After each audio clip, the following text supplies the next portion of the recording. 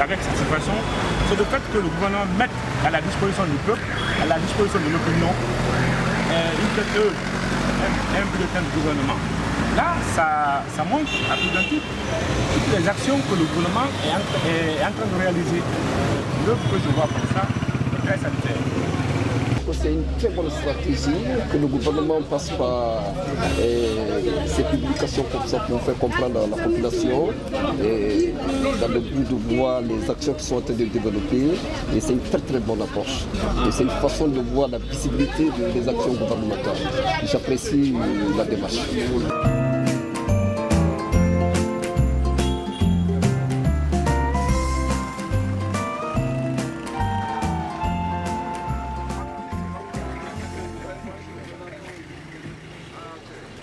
C'est plus une continuité qu'une innovation puisque le bulletin du gouvernement existait en version numérique. Il fallait maintenant tenir compte du fait que certains n'ont pas forcément accès régulièrement au net et qu'il y a encore beaucoup de concitoyens qui sont dans la culture matérielle, la culture papier, et qu'il faut qu'ils aient en permanence sous la main un document qui retrace les activités gouvernementales.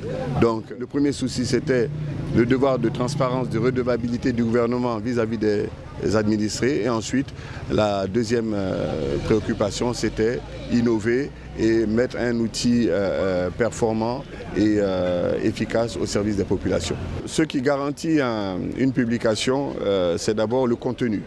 Nous sommes depuis maintenant un certain temps, un peu plus d'un an, sinon plus, sur un contenu régulier chaque mois. Donc on a tenu le pari de la continuité sur le contenu.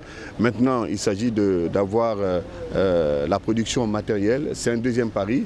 Nous espérons pouvoir également y arriver, sachant que la première partie, la plus importante, celle du contenu, a été complétée.